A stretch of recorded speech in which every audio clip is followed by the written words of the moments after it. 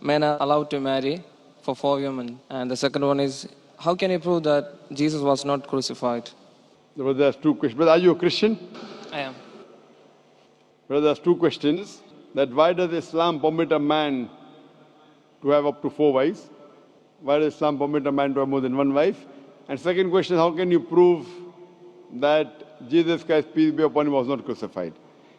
That Quran is the only religious book on the face of the earth which says marry only one. You read the Bible, you read the Ramayana, you read the Mahabharata, you read the Veda. No religious book on the face of the earth says marry only one besides the Quran. If you read Ramayana, the Hindu scriptures, the father of Sri Ram, he had more than 1 wife. If you read Mahabharata, Sri Krishna, how many wives he had? 4, 10, 1,000, 10,000. He had 16,108 wives. So if Sri Krishna can have 16,108 wives, so why can't Muslims have maximum up to 4? If you read the Old Testament, it says that Solomon, peace be upon him, had 700 wives. Abraham, peace be upon him, had 3 wives.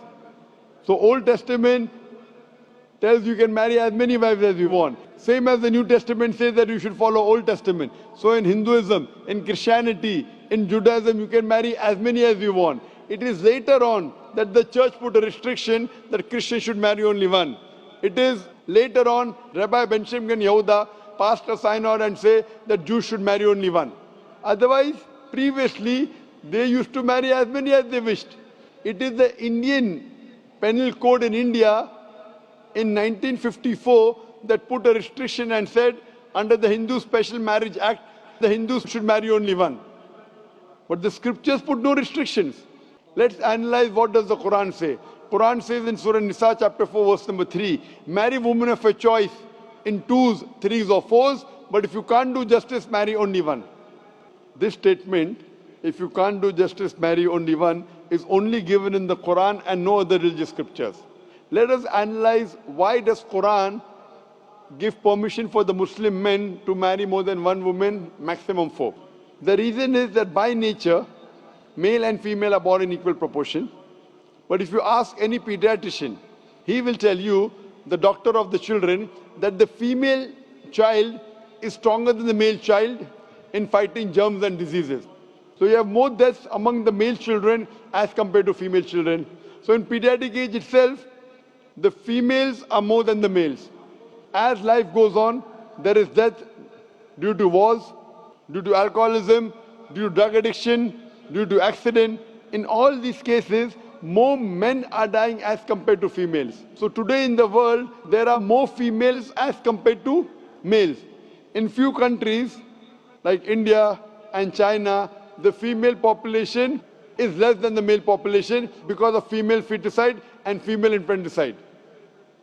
In India, according to a BBC report, every day more than 1,000 fetuses are being aborted after they are identified as females.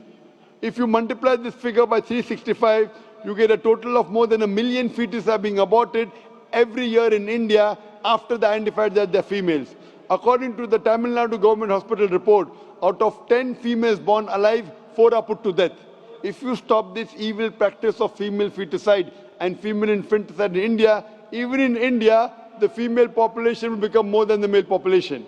Even in China, if you stop this evil practice, the female population will become more than the male population. Today, if you analyze, in USA alone, there are 4.7 million females more than males. In UK alone, there are 1.2 million females more than males. In Germany alone, there are 1.6 million females more than males. In Russia alone, there are 10.6 million females more than males. And God alone knows that how many females are more than males throughout the world. If I agree with you that one man should only marry one woman, and suppose your sister happens to live in America, or suppose my sister happens to live in USA, and the market is saturated, every man has found a wife for himself, yet there will be 4.7 million females who will not find life partner. And if your sister happens to be one of them, or if my sister happens to be one of the 4.7 million females who have not found a life partner for themselves, the only option for them is that she either marries a man who already has a wife or becomes public property.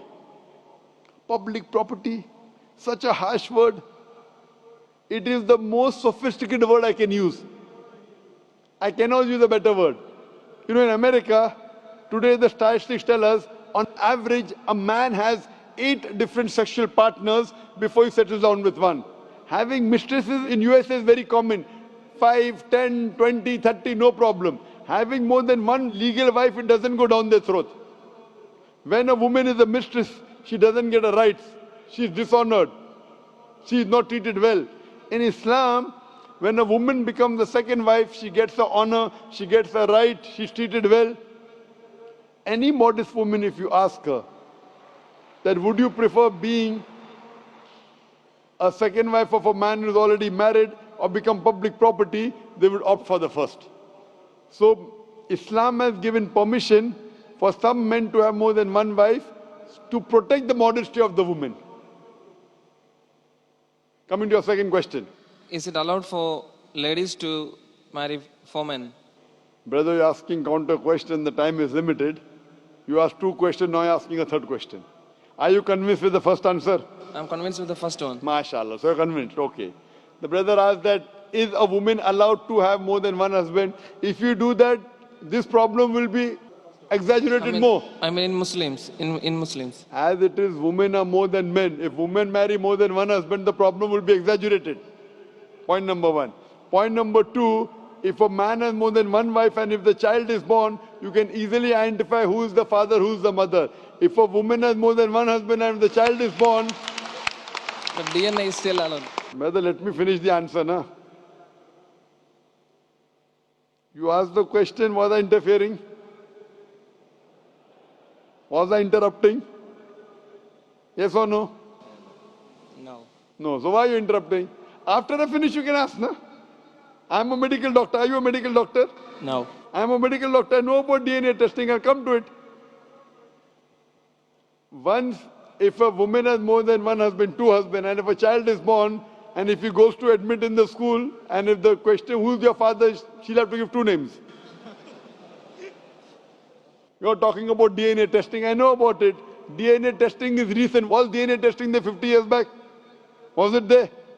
No. It's a new recent discovery, yet it's not 100%. Even if I agree it's 100%, it is now, it wasn't there before. Islam is there since time immemorial. And this is not the only reason. Even if I agree tomorrow it becomes 100% perfect, this is not the only reason. Today science tells us that man is more polygamous in nature as compared to the female. Today science tells us that during menstrual cycle, the female undergoes certain psychological changes. It's not possible for her to do the role of multiple wives. But a man doesn't undergo these changes. It's possible for him to do a role of multiple husbands. Today science tells us that if a man has multiple sexual partners and all are faithful, there is no problem. But if a female has multiple sexual partners and all are faithful, there are chances of sexually transmitted diseases to emerge. And that disease will go back to the male partner. So medically, it is not acceptable that a female has multiple partners, but medically and scientifically, it's acceptable that a male can have multiple partners.